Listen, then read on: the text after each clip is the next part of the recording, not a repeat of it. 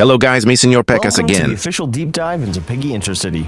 For those of you who are unaware, Piggy Intercity is a multiplayer open world RPG on Roblox, but it is so much more than that. This game is so ambitious and gigantic, in fact, that it would be impossible to cover every aspect of it in full detail in this video. Also, for those seeking a quicker overview of what this game has to offer, check out the official trailer. A link is provided in the description below. With that being said, there's so much ground to cover, so let's get straight into it. Piggy Intercity is, at its core, a choice-driven open-world role-playing adventure game.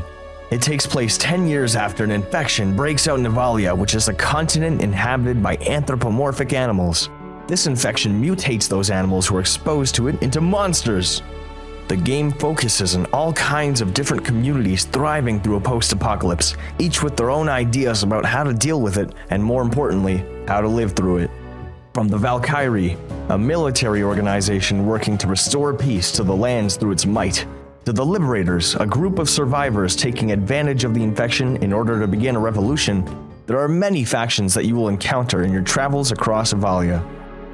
If you've played the original Piggy game, there will be lots of story elements, characters, and references to the original game that will carry over into Intercity. On the other hand, if you've never played Piggy before, don't worry. The game is designed in such a way that anyone can join in and follow the story along without missing out on any important narrative details.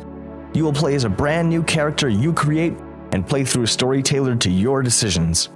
Our biggest goal and challenge with Intercity was to create a game that focused heavily on player freedom. We wanted the player to feel fully immersed in this world as much as possible. We'll get into more specific details throughout this presentation in regards to immersion and player agency, but what better way is there to show player freedom than to demonstrate choices? Choices are everywhere in Piggy Intercity. From creating your character to interacting with NPCs, nearly every choice you make will shape your gameplay and narrative experience. For example, the decisions you are faced with will affect your relationships and reputation with other characters. You can be rude or kind to them, you can learn from them, you can share information with them, you can bargain with them, and in some cases, you can even decide their fates.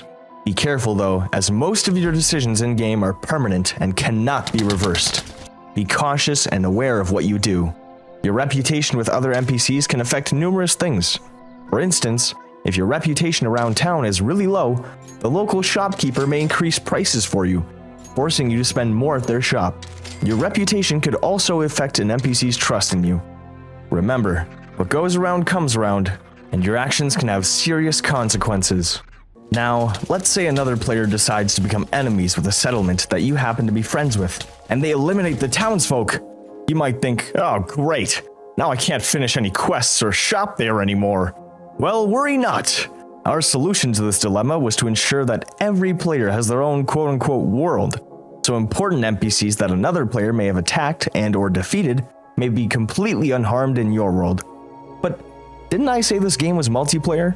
Why yes I did. You are able to explore, trade, and interact with other players in your server, and even fight common enemies together such as bandits and the infected. Moreover, if you want to experience the story together with friends, you can still do that too. You can invite your friends into your party and into your world to help take on quests, watch cutscenes, and make important decisions together. Your friends will pause progress on their current save file when joining your party, and temporarily be brought into your save file with all their items still with them. Do keep in mind though that the more friends you have in your party, the more dangerous your enemies will become. Avalia has become a hostile place over the years. Once a peaceful continent where animals work together for prosperity, now a war-torn battlefield littered with dangerous threats of all kinds. You will encounter various types of the infected. There are common infected who are weak alone but stronger in numbers, fast infected who use their speed to subdue their foes, tank infected who can take a beating and are hard hitters, and more, with additional variants to be added in the future. The infected aren't your only threat, however, as no good survivors we like to call bandits will stop at nothing to take you out using all kinds of weapons. Of course, you'll be encountering more than just enemies and communities while you explore Avalia. You'll find an abundance of crates containing valuable items to help you out, from consumables such as food, water, and medical supplies, to weapons, clothing, and even armor.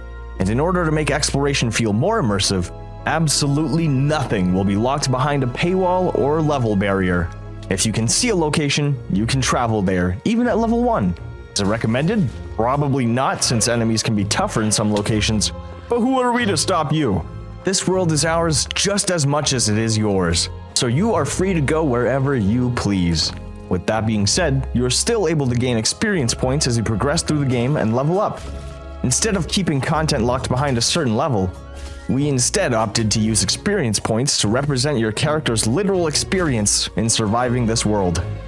When you level up, you will gain an attribute point which can be spent towards one of 9 attribute upgrades for your character.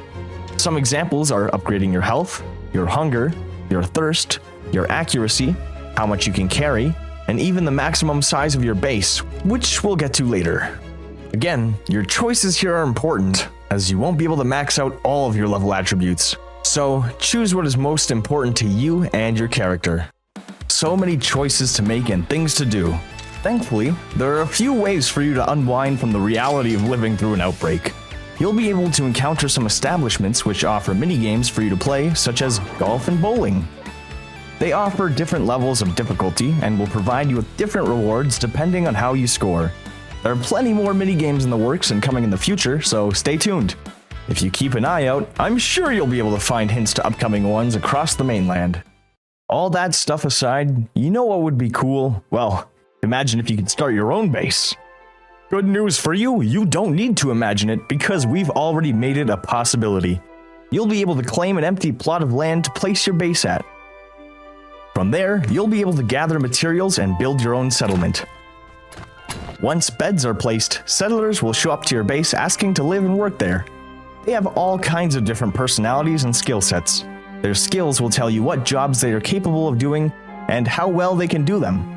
These jobs make your playthrough easier, as settlers can tend to a farm to get you food, they can work a well to get you fresh water, they can go mining, they can go logging, and others can cook, making delicious stews using whatever ingredients you give them. Be sure to place their appropriate workbench in order for them to do their tasks. There will also be more jobs added in the future to help with some additional tasks, so keep an eye out for those. Well, that covers a lot of content, doesn't it? There are still so many more details about this project that we would love to share, but we would prefer for you to discover those things for yourselves as you explore our game. Which begs the question, when can you play the game? Well, unfortunately, we're going to have to move the release date of Piggy Intercity back from March of 2026 to March of 2027. Just kidding. We do have to move it back, but our new release date will be April 25th, 2026. I know this is disappointing news to you, and it's disappointing to us as well. We've been working on this for years, and we want more than anything to be able to release it to you all to experience it. So why are we delaying it? Well, it's all Gene's fault. Just kidding, we're still doing rigorous testing on the game and encountering lots of bugs such as this one. We want the gameplay experience to be as smooth and as bug-free as possible. For us, it is much more important to have a game that is immersive and runs as well as possible as opposed to releasing something rushed and broken that you'd all wish for us to delay it anyway. We are committed to making this experience feel as fantastic as possible, and by releasing it under these conditions, we'd be going against that. You guys deserve the best, and we will work to give you the best. And also, Gene forced us to delay it. We are so excited for you all to experience what we've given our all over the years. It has been an excruciatingly long journey, and I cannot be any more thankful to have you all here. Whether you are just joining us for the first time, or have been here for years. Like and subscribe for more Piggy videos and Piggy news. I cannot wait to see you all in Intercity. Until next time.